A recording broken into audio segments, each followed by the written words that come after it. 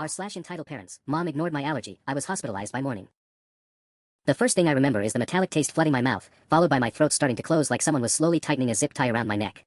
I was sitting at Aunt Sarah's kitchen table, halfway through what I thought was just her famous garlic butter pasta. Mom had insisted on helping with dinner prep while I was upstairs showering, which should have been my first red flag. She never helps with cooking.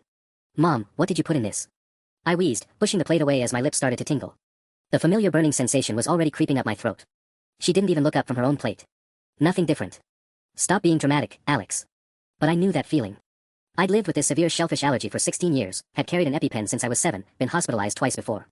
The last time was 3 years ago when cross-contamination at a restaurant sent me to the ER. Mom had rolled her eyes through the entire ambulance ride. No, something's wrong, I gasped, standing up too fast. The room tilted sideways. Aunt Sarah, did you? I made it exactly like always, Aunt Sarah said, genuine confusion creasing her face. Then her expression shifted to alarm as she really looked at me. Oh my God, Alex, your face.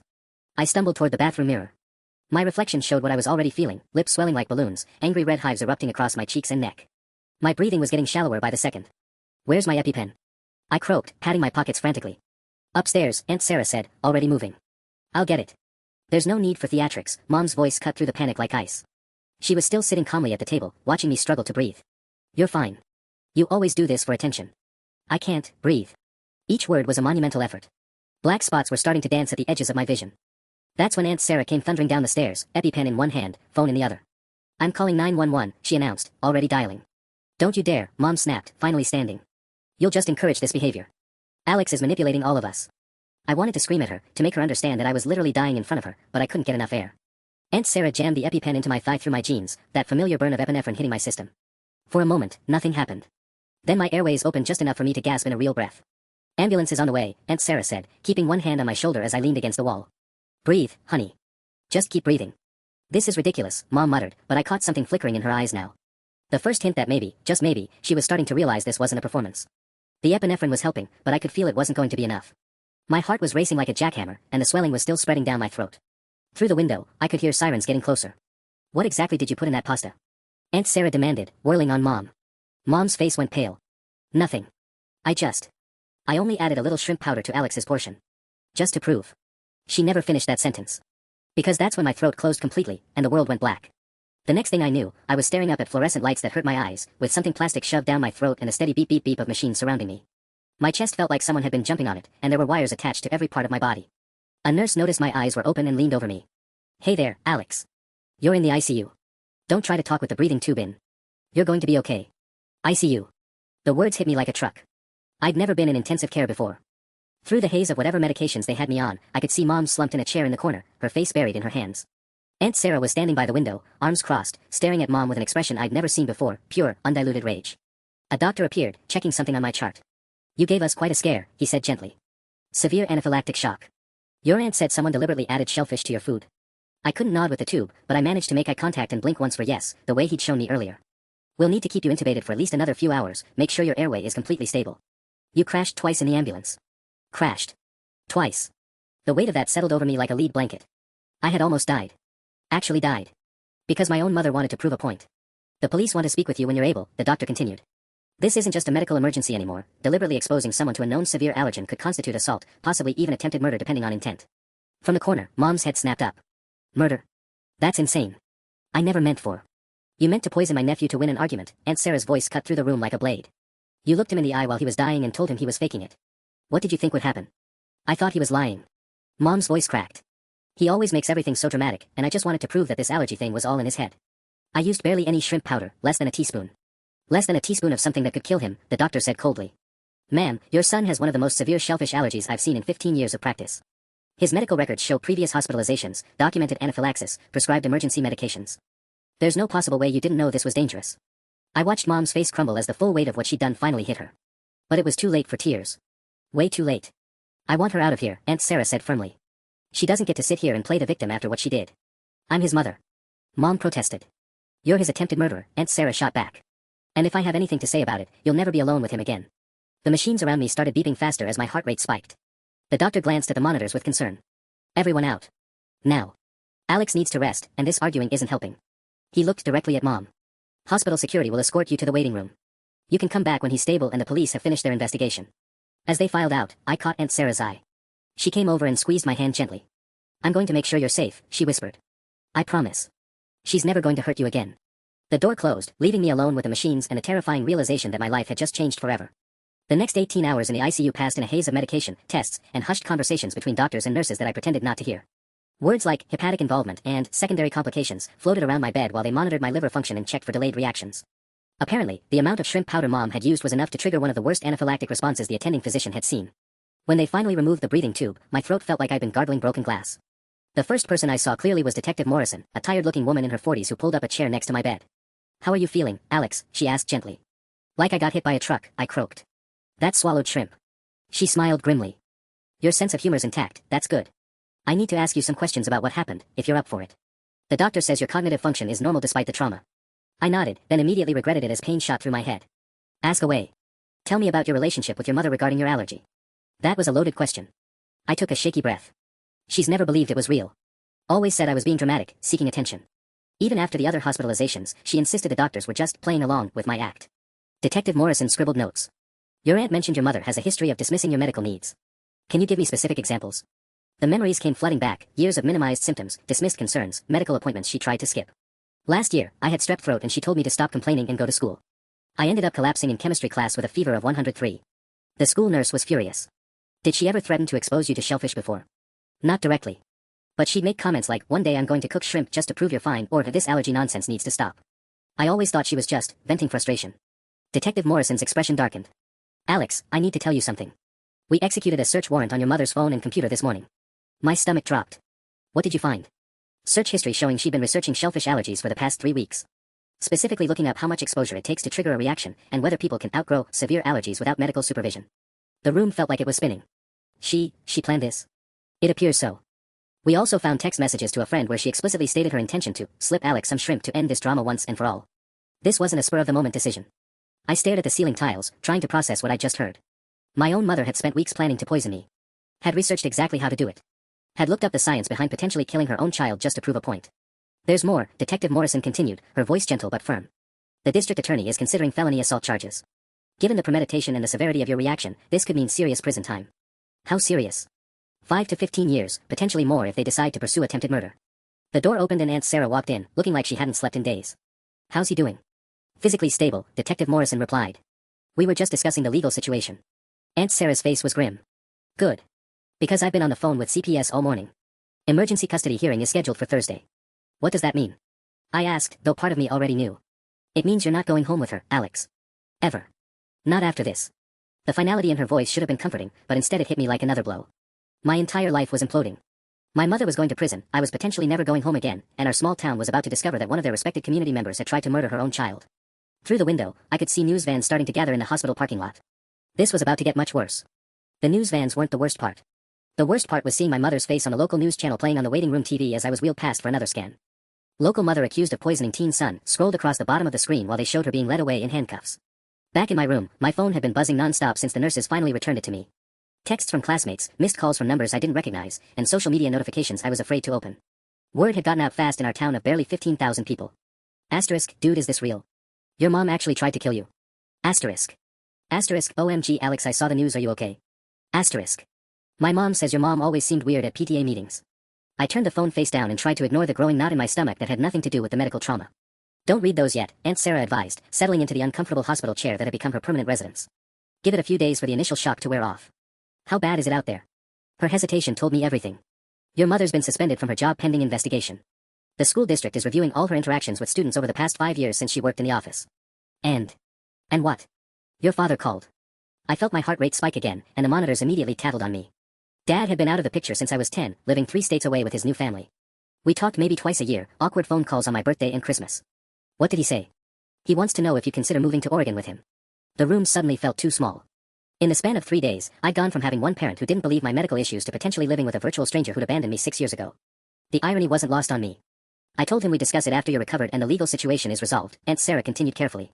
But Alex, you should know, I've already started the process to petition for permanent custody myself. You, what? I have a spare bedroom, you're already in the same school district, and frankly, I'm not letting anyone else fail you. Her voice cracked slightly. I should have stepped in years ago when I saw how she treated your medical needs. I'm not making that mistake again. Before I could respond, Detective Morrison appeared in the doorway with a grim expression. We need to talk. There's been a development. Aunt Sarah immediately went into protective mode. Can't this wait until? I'm afraid not. Alex, your mother posted bail an hour ago. The blood drained from my face. She's out. Temporarily. She's not allowed to contact you or come within 500 feet of you, the hospital, or your aunt's house. But. Detective Morrison looked uncomfortable. She's been making statements to the press, claiming this was all a misunderstanding, that she's the real victim here. Of course she is, I muttered, but my hands were shaking. There's more. She's hired a lawyer who's apparently planning to argue that this was a case of maternal rights and medical oversight gone wrong. They're going to claim she was trying to help you overcome an irrational fear. Aunt Sarah stood up abruptly. They're going to blame him. Make him the problem. It's a common defense strategy in cases like this. Paint the victim as unreliable, the parent as misguided but well-intentioned. I closed my eyes, overwhelmed. Even from jail, even after nearly killing me, my mother was still trying to control the narrative. Still insisting I was the problem. The worst part. In a town this small, her version might actually work. The complications started almost immediately. By Tuesday morning, my mother's version of events was spreading through town like wildfire. Her lawyer had apparently coached her well, she wasn't giving direct interviews, but family friends were suddenly very chatty with local reporters. She's such a devoted mother, I heard one of her coworkers say on the morning news. She was just trying to help Alex overcome his fear. Sometimes tough love is necessary. Fear. Not life-threatening medical condition. Fear. My phone buzzed with a text from my best friend Jake, bro, my mom is asking if you really almost died or if you're just scared of shellfish. People are saying your aunt is coaching you to lie. This is getting weird. I stared at the message until the words blurred. Even my closest friends were starting to doubt me. The medical evidence was right there, the hospital records, the ICU stay, the epinephrine shots, but my mother's narrative was simpler, more comfortable for people to believe. Overprotective aunt manipulates troubled teen against loving mother who made one mistake. Don't let them get in your head, Aunt Sarah said, but I could see the worry in her eyes. She'd been fielding calls all morning from CPS, the family court, and reporters trying to get the other side of the story. The custody hearing was in 2 days, and our lawyer had warned us that public opinion could influence the judge's decision, especially in a small town where everyone knew everyone. There's something else, Detective Morrison said during her afternoon visit. Your mother's lawyer filed a motion to have the felony charges reduced to misdemeanor child endangerment. Can they do that? Aunt Sarah asked. Unfortunately, yes. They're arguing lack of intent to cause serious harm. They're saying she genuinely believed you were faking and was trying to provide exposure therapy, that she never intended for you to have a severe reaction because she didn't believe the allergy was real. The twisted logic made my head spin. She'd researched shellfish allergies for weeks, but now her defense was that she didn't believe they were serious. She'd looked up how much exposure would trigger a reaction, but claimed she never intended harm. The prosecution is fighting it, Detective Morrison continued, but I have to warn you, if the charges get reduced, she might only face probation and mandatory counseling. No prison time. The room felt like it was tilting. Not only was my mother out on bail, spreading lies about me, but she might walk away from this with nothing more than a slap on the wrist. That's not the worst part, she added quietly. Her lawyer also filed a counterpetition for custody. What? Aunt Sarah and I said simultaneously. They're claiming you were manipulated into believing you had a severe allergy by an overprotective aunt who wanted to undermine your mother's parental rights. They're requesting that after a brief separation period, custody should be returned to your mother with supervised visitation to start. My heart monitor started beeping frantically. The thought of going back to her house, eating her food, trusting her with my life again after what she'd done, it was impossible. Over my dead body, Aunt Sarah growled. There's more, Detective Morrison said, and I wondered how there could possibly be more. The family court judge assigned to your case. Judge Patricia Hendricks. She's been friends with your mother since high school. Our lawyer is filing a motion to recuse her, but if it gets denied, she didn't need to finish. In a town this small, connections mattered more than facts. And my mother had spent 16 years building relationships, volunteering at school events, cultivating her image as the devoted single mother. I had medical records and the truth. It might not be enough. The motion to recuse Judge Hendricks was denied on Wednesday morning. Our lawyer, Ms. Chen, delivered the news with barely contained frustration while I sat in a hospital bed, still hooked up to monitoring equipment. The judge claims her relationship with your mother won't impact her ability to make an impartial decision, Ms. Chen explained, her tone suggesting she believed otherwise. The custody hearing is still scheduled for tomorrow at 2 p.m. Can we appeal that decision? Aunt Sarah asked. We can try, but it would delay everything by weeks, possibly months. And frankly, keeping Alex in legal limbo might work against us. That afternoon brought another blow. Jake showed up during visiting hours, but his usual easy demeanor was replaced by uncomfortable tension. We'd been best friends since middle school, but now he could barely make eye contact. So, my parents wanted me to ask you something, he said, fidgeting with his phone. Were you really dying that night? Like, actually dying? I stared at him. Jake, I was in the ICU for 18 hours. They had to inject me with epinephrine twice. Yeah, but... I mean, Mrs. Patterson at the grocery store said sometimes people can fake allergic reactions if they really believe they have them. Like, psychosomatic stuff. He finally looked at me. And your mom seems really normal when I see her around town. She always asks about my grades and stuff. The betrayal hit harder than I expected. You think I'm lying? I don't know what to think, man. Your mom is posting on Facebook about how much she loves you and wants you to get help. She sounds really sad. And my mom says your aunt never liked your mom, that they've had problems for years. After he left, I felt more isolated than ever. My mother's campaign was working.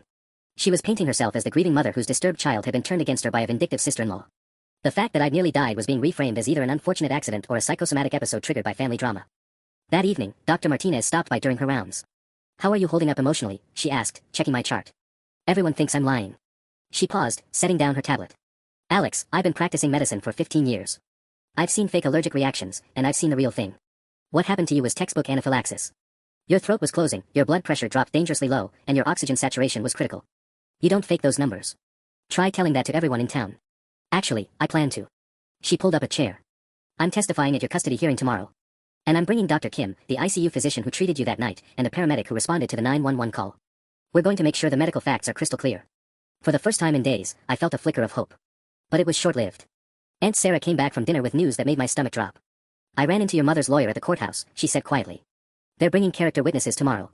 Teachers, church members, volunteers she's worked with. They're also bringing Mrs. Chen from the restaurant." "What restaurant?" "The Chinese place downtown where you've eaten several times over the years. They're going to testify that you've never had problems with their food before, even though they cook with shellfish oil." I felt sick. It was true, I'd eaten there dozens of times.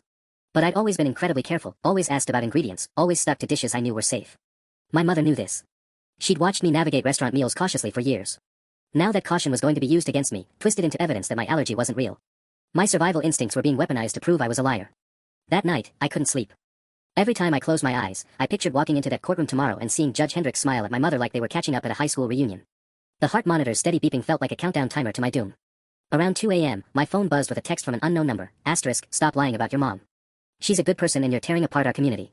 Some of us know the truth. *. Then another, *, "Your aunt is filling your head with poison. Your real family misses you. *. And another, *, "Faking allergies for attention is sick. Get help. *. I showed the messages to the night nurse, who immediately called security. But the damage was done. My mother's supporters were mobilizing, and somehow they'd gotten my number. The harassment felt like a preview of what my life would become if I lost tomorrow. "We need to discuss worst-case scenarios," Miss Chen said during our morning prep session. She'd arrived early with a briefcase full of documents and a grim expression. "If Judge Hendricks rules against us, your mother could regain custody as early as next week." "What would that mean exactly?" Aunt Sarah asked, though we all dreaded the answer. "Mandatory reunification therapy. Alex would be required to attend counseling sessions with his mother to repair their relationship. If he refuses, the court could hold him in contempt." My throat felt tight. And then I'd have to go back to her house. Initially, it would be supervised visits. But if the therapist reports progress, those could escalate to overnight stays, then full custody restoration. Ms. Chen pulled out another file. "There's something else." Her legal team contacted 3 different therapists who specialize in parental alienation syndrome.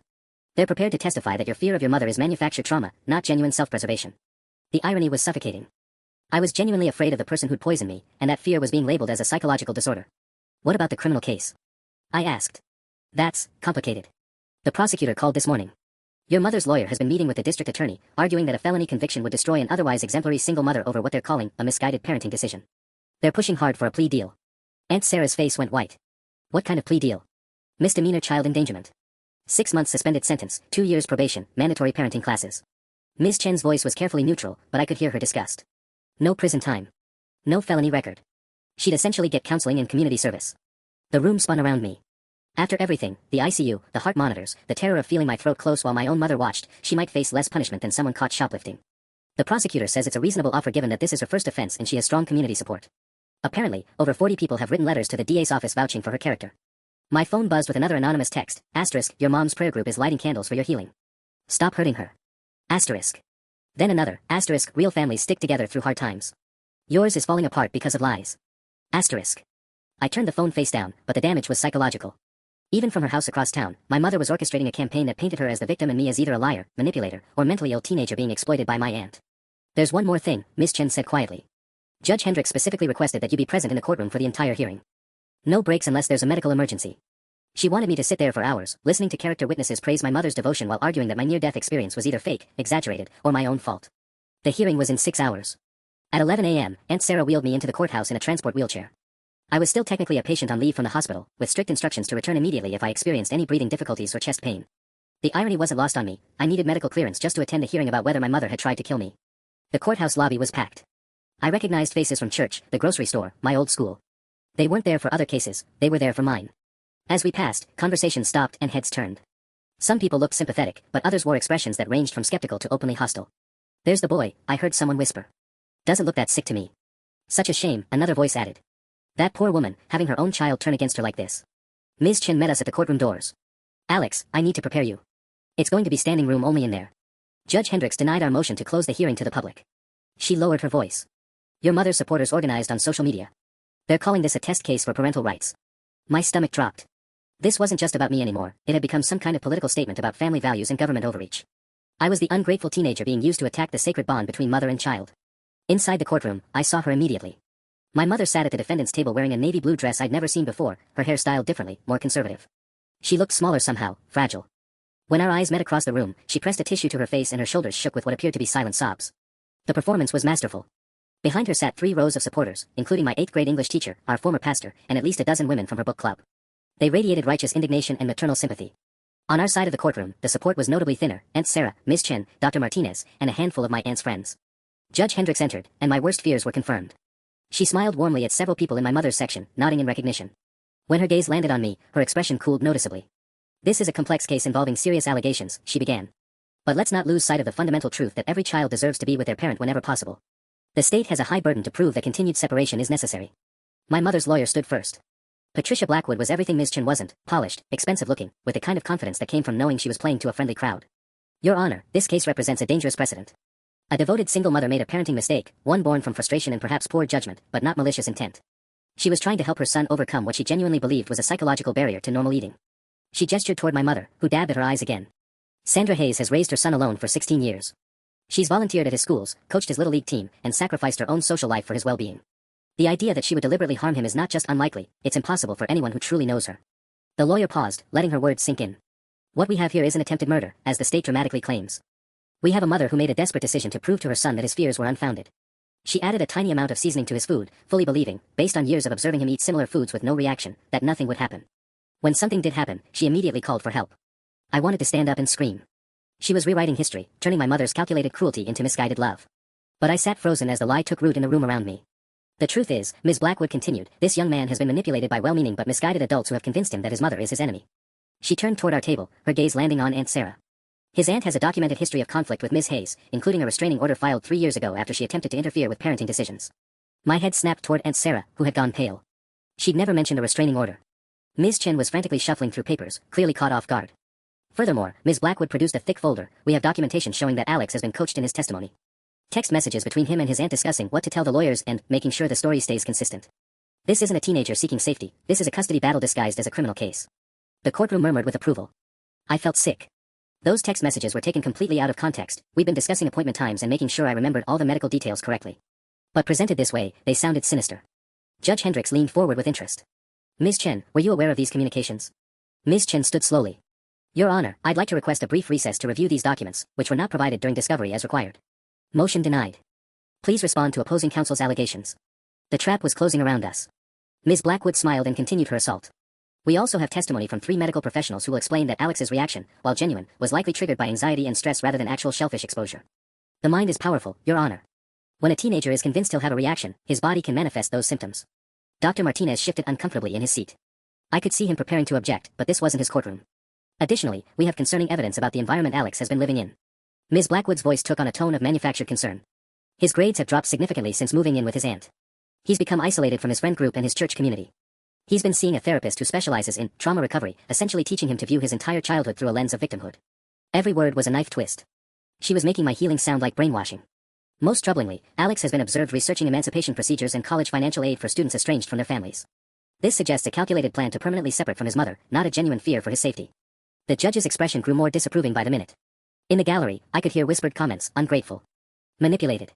That poor mother. Ms. Blackwood delivered her final blow. Your Honor, Sandra Hayes made a mistake.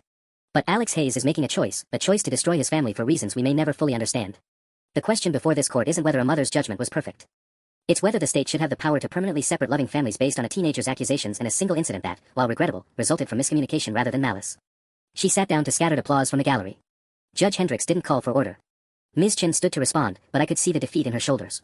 Everything we'd built, the medical evidence, the witness testimony, the documentation, had been reframed as manipulation and lies. My mother caught my eye again and mouthed, "I'm sorry," with tears streaming down her face. Half the courtroom probably thought she was apologizing for not understanding my condition. Only I knew she was sorry she'd been caught. Ms. Chen's opening felt like watching someone try to hold back a flood with their bare hands. She laid out our evidence methodically, the medical records, Dr. Martinez's testimony about the severity of my reaction, the timeline showing my mother's deliberate actions. But I could feel the room's hostility growing with every word. Your Honor, the defendant didn't add a tiny amount of seasoning as opposing counsel claims. She deliberately introduced concentrated shrimp powder into food she knew would be consumed by someone with a documented, life-threatening allergy. Ms. Chen's voice was steady, but I noticed her hands trembling slightly as she held her notes. The medical evidence is clear. Alex Hayes went into anaphylactic shock requiring emergency intervention. His blood pressure dropped to dangerous levels, his airways began closing, and without immediate treatment, he would have died. This wasn't anxiety or a psychosomatic reaction, this was deliberate poisoning. Judge Hendricks interrupted. Ms. Chen, that's a very serious accusation. Do you have direct evidence of deliberate intent to cause harm? We have the defendant's own admission that she added the shrimp powder. We have testimony from Sarah Mitchell that the defendant specifically purchased this ingredient after being reminded of Alex's allergy. We have hearsay from a biased witness, Ms. Blackwood interjected. Your Honor, there's no evidence my client intended harm. Quite the opposite, she genuinely believed she was helping her son. That's when everything fell apart. Ms. Chen called Dr. Martinez to testify about my medical history, but Ms. Blackwood's cross-examination was brutal. Doctor, in your professional opinion, could stress and anxiety trigger physical symptoms that might mimic an allergic reaction? In some cases, yes, but... And would you agree that a teenager who firmly believes he's been exposed to an allergen might experience a more severe reaction due to psychological factors? Dr. Martinez looked uncomfortable. There can be psychological components to allergic reactions, but Alex's symptoms were consistent with genuine anaphylaxis. But you can't rule out that psychological factors made the reaction worse than it might have been otherwise? I suppose that's possible. I watched our medical foundation crumble. Ms. Blackwood was making it sound like I'd scared myself into a near-death experience. When they called Aunt Sarah to the stand, the damage got worse. Ms. Blackwood immediately attacked her credibility, bringing up the restraining order I'd never heard about. Ms. Mitchell, isn't it true that you've had a contentious relationship with my client for years? We've had disagreements about Alex's care, yes. Disagreements severe enough that Sandra Hayes felt the need to file for legal protection from your interference. Aunt Sarah's voice was barely audible. That was a misunderstanding.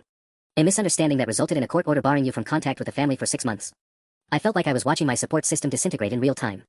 The people in the gallery were shaking their heads, seeing confirmation of their worst suspicions about my aunt's motives. Then Ms. Blackwood produced something that made my blood run cold, a recording. Your Honor, I'd like to present audio evidence of a phone conversation between the defendant and her sister 3 days before the incident. The courtroom fell silent as my mother's voice filled the room. Sarah, I just don't know what else to do. The doctors keep encouraging this allergy thing, and Alex is getting worse. He won't eat anything I make anymore. I'm losing my son to this obsession. Aunt Sarah's voice responded, maybe you need to show him there's nothing to be afraid of. Sometimes you have to push a little. The recording stopped. Ms. Blackwood smiled triumphantly. As you can hear, Your Honor, Ms. Mitchell actually encouraged my client to take action. This wasn't a mother acting maliciously, this was a desperate parent following advice from someone who claimed to care about her son's well-being. The recording hit me like a physical blow. I stared at Aunt Sarah, watching her face crumble as she realized how her words had been twisted.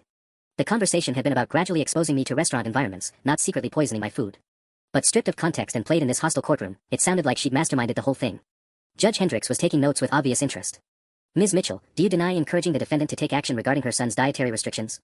Aunt Sarah's voice was shaky. That conversation was about helping Alex build confidence in social eating situations. I never suggested. But you did use the phrase, push a little, correct? Yes, but... Thank you. No further questions. Ms. Chen tried damage control during redirect, but the harm was done. I could see it in the judge's expression, in the way the gallery was whispering. We weren't victims anymore, we were conspirators. When it was my turn to testify, I felt like I was walking to my execution. Ms. Chen guided me through the basic timeline, my voice barely steady as I described waking up unable to breathe, the terror of feeling my throat close. But I could sense the room's skepticism even during friendly questioning. Then Ms. Blackwood stood for cross-examination, and I knew I was about to be destroyed. Alex, you've testified that you've had this allergy your entire life. When was the last time you were hospitalized for it before this incident? My stomach dropped. When I was 7. 9 years ago. And in those 9 years, how many times did your mother accidentally expose you to shellfish? She didn't usually cook with it, but... Please answer the question. How many accidental exposures? None that caused reactions. None at all. Interesting. She paced in front of me like a predator circling prey. Alex, isn't it true that you've been arguing with your mother about independence? About wanting to spend more time away from home? We've been having some disagreements. Disagreements about your desire to live with your aunt permanently. Ms. Chen objected, but Judge Hendricks allowed it. I felt trapped. We'd talked about it. And your mother was opposed to this arrangement? Yes. How opposed? Did she seem upset about potentially losing custody of her son? The question was a trap, but I couldn't see the escape route. She was upset, yes. Upset enough that you might have seen this incident as an opportunity to force the issue. That's not, no. But you did immediately move in with your aunt after the hospital stay, correct? Yes, because. And you did begin researching emancipation procedures shortly after. My heart was pounding. I was scared. Scared, or opportunistic. Ms. Blackwood's voice was sharp now. Alex, isn't it possible that when you felt even minor symptoms that night, you convinced yourself they were severe because it would give you exactly what you wanted, freedom from your mother's authority? No. I almost died. You experienced symptoms that felt severe. But consider this, if you were so certain your mother was trying to hurt you, why did you eat the entire serving? Why not stop after the first bite? The question hit me like a sledgehammer. I'd eaten most of the shrimp fried rice before the symptoms started. In my panic and pain, I'd never thought about how that detail might look. I didn't taste it at first. The rice masked. Or you didn't expect to have a reaction because you knew there wasn't enough allergen present to cause real harm? Objection. Ms. Chen's voice was desperate. Sustained. Move on, counselor. But the damage was done. Ms. Blackwood had just made it sound like I'd knowingly eaten shellfish and then exaggerated my reaction for sympathy. In the gallery, I could see people nodding, the pieces of their narrative falling into place. I was no longer a victim who'd been poisoned by his mother. I was a manipulative teenager who'd weaponized his own medical condition to destroy his family. The worst part was that I could feel myself starting to doubt my own memory. Ms. Blackwood's relentless questioning had planted seeds of uncertainty that were growing like poison in my mind. Had I really been as sick as I remembered? Had the terror been real, or amplified by my own psychological state? When I finally stepped down from the witness stand, my legs were shaking so badly I could barely walk. Ms. Chen squeezed my shoulder, but I could see the worry in her eyes. We were losing, and badly. The afternoon session brought character witnesses from my mother. Her co-workers testified about her dedication, her volunteer work at the church, her reputation as a caring single parent who'd raised me alone after my father left. Mrs. Peterson from down the street took the stand with tears in her eyes. Sandra Hayes is one of the most devoted mothers I've ever known, she said, dabbing at her eyes with a tissue. I've watched her sacrifice everything for that boy. She worked double shifts to afford his medical appointments, drove him to specialists 3 hours away, never complained once about the special diets or the restrictions. And in your observation, how did Alex respond to his mother's care? Ms. Blackwood asked. Recently. He'd become difficult. Argumentative. Always questioning her, always claiming she didn't understand his condition. It broke Sandra's heart. Each testimony painted the same picture, my mother as the long-suffering saint, me as the increasingly rebellious teenager who'd grown impossible to manage. They made it sound like I'd been systematically undermining her authority, using my allergy as a weapon in typical teenage warfare. When Dr. Patterson, my mother's psychiatrist, took the stand, I realized how thoroughly they'd prepared their defense. Your Honor, I've been treating Ms. Hayes for anxiety and depression related to her son's medical condition for the past 2 years. She came to me because she felt she was failing as a mother. Can you elaborate on her mental state? Ms. Blackwood prompted. Ms. Hayes was experiencing severe parental anxiety, exacerbated by what she perceived as her son's increasing rejection of her care. She'd begun to question whether the medical restrictions were helping or harming their relationship. In our sessions, she frequently expressed feeling like she was walking on eggshells around Alex. Did she ever express doubt about the severity of his condition? She wondered whether her own anxiety about his allergy might be making his psychological response to potential exposure worse. She felt trapped between protecting him and helping him develop normal confidence around food. I watched the judge taking careful notes. This wasn't random testimony, they were building a comprehensive picture of my mother as someone who'd made a terrible mistake born from desperation and misguided love, not malice. The final blow came when Ms. Blackwood called my mother to the stand. Mom looked fragile in her navy dress, her eyes red from crying. When she spoke, her voice was barely audible. I never meant to hurt Alex. I thought. I truly believed that if he could just see that a tiny amount wouldn't kill him, he might start to trust me again. I researched it online, found articles about exposure therapy. I used such a small amount, less than a teaspoon in the whole batch. I thought maybe he'd feel a little queasy at worst, and then he'd realize I wasn't the enemy. Her voice broke completely. I never imagined, if I had known it would hurt him like that, I would have cut off my own hand before cooking that meal. He's my baby. He's everything to me. The courtroom was silent except for her quiet sobs. Even I felt my resolve wavering, watching my mother fall apart in front of everyone. This wasn't the cold, calculating woman Ms. Chen had described. This was a broken parent who'd made a catastrophic error in judgment. Judge Hendricks called a recess, but I could already read the room's mood. Sympathy had shifted entirely to my mother's side. During the recess, I found myself alone in a small conference room while Ms. Chen huddled with her colleagues in the hallway. Through the thin walls, I could hear fragments of heated discussion, damage control, alternative strategies, uphill battle. The words felt like nails in my coffin. When Aunt Sarah slipped into the room, her face was pale with worry. How are you holding up? I'm not, I admitted, my voice hollow. Did you see how they were looking at me after my testimony? Like I'm some kind of monster who destroyed his own mother for sport. Alex, listen to me. She sat down across from me, her voice urgent. I know this looks bad right now, but it doesn't just look bad, it is bad. I slumped forward, putting my head in my hands. Maybe they're right. Maybe I did eat too much. Maybe I should have stopped after the first bite. Maybe. Stop. Aunt Sarah's voice was sharp enough that I looked up. Don't you dare let them rewrite what happened to you. I was there, remember? I saw you turning blue. I watched the paramedics fight to keep your airway open. Before I could respond, Miss Chen burst through the door, her expression grim. We have a problem. Judge Hendricks wants to speak with you privately in his chambers. My heart sank. What does that mean? It means he's considering alternative resolutions. Your mother's team has proposed a plea agreement. The walk to Judge Hendricks' chambers felt like a death march. The judge, a stern man in his 60s, gestured for me to sit across from his desk while the lawyers flanked me on either side. Son, I'm going to be direct with you, he began, removing his glasses to clean them methodically. This case has become more complicated than anyone anticipated. Your mother is willing to plead guilty to reckless endangerment, a misdemeanor, in exchange for supervised visitation and mandatory counseling. What does that mean for me? I asked, though I dreaded the answer. It means she avoids prison time. It means this doesn't go to a jury trial where, frankly, I'm not confident about your chances. And it means you get legal protection without destroying your mother's life completely. Ms. Chen leaned forward. Your Honor, my client was the victim of deliberate poisoning. A misdemeanor charge doesn't reflect the severity.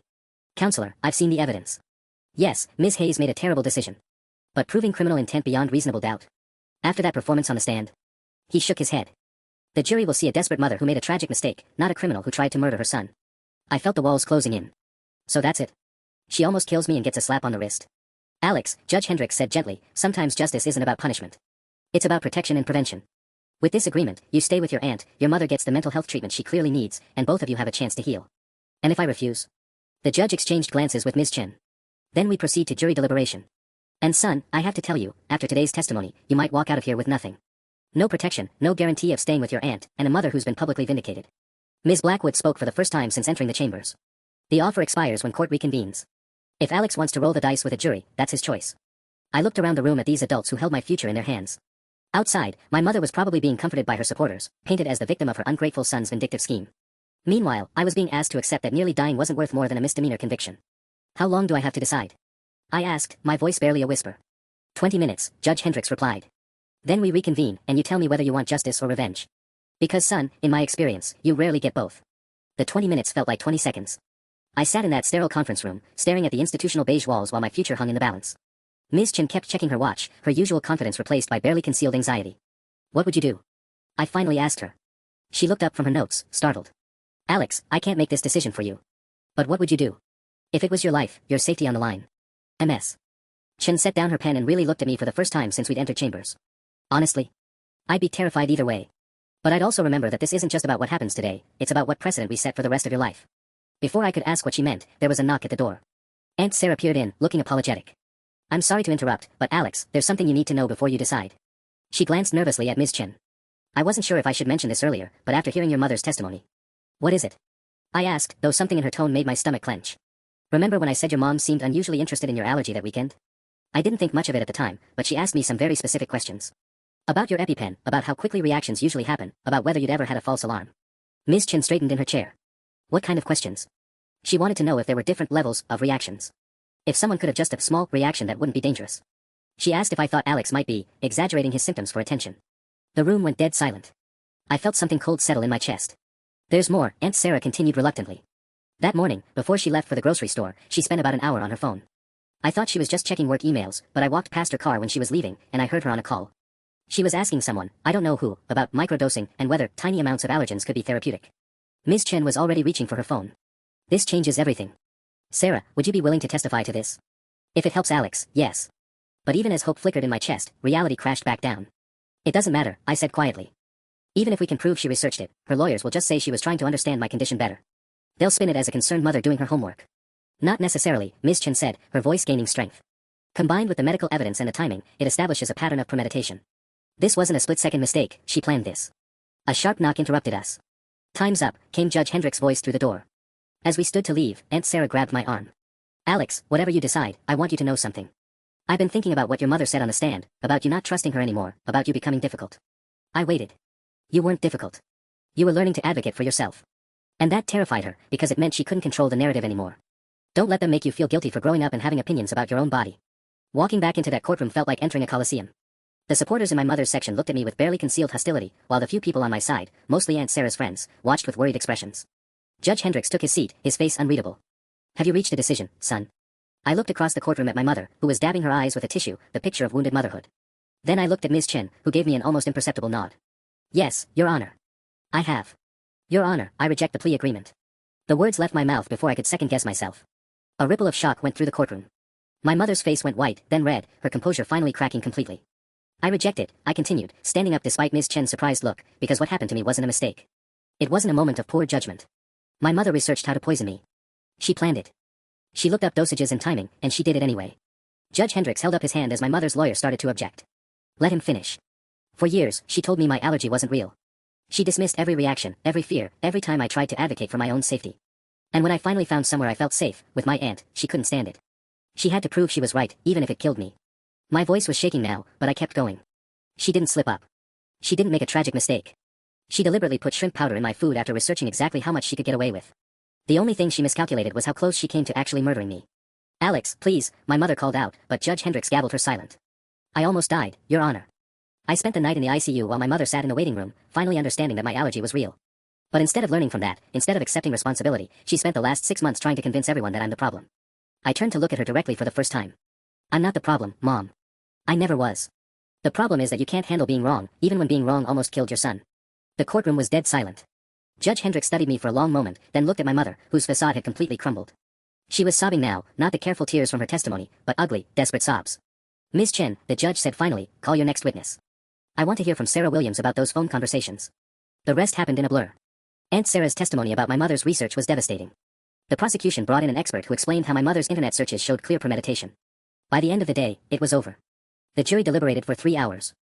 When they came back, their verdict was unanimous, guilty of aggravated assault with intent to cause bodily harm. The judge sentenced her to 2 years in prison, followed by 5 years of supervised probation and mandatory psychological treatment. But the real victory came 3 months later, when the family court judge granted Aunt Sarah permanent guardianship. I got to stay in my safe place, with someone who believed me and protected me. My mother writes letters from prison sometimes. I don't read them yet, maybe someday I will, maybe I won't. Dr. Martinez says healing isn't about forgiveness, it's about safety and self-respect. I'm working on both. I still carry 2 EpiPens everywhere I go. But now when I tell people about my allergy, I don't apologize for it. I don't minimize it. I state it clearly and expect to be believed, because I learned something important in that courtroom. My voice matters. My safety matters. And I don't need anyone's permission to protect myself. Sometimes justice isn't just about punishment, it's about finally being heard.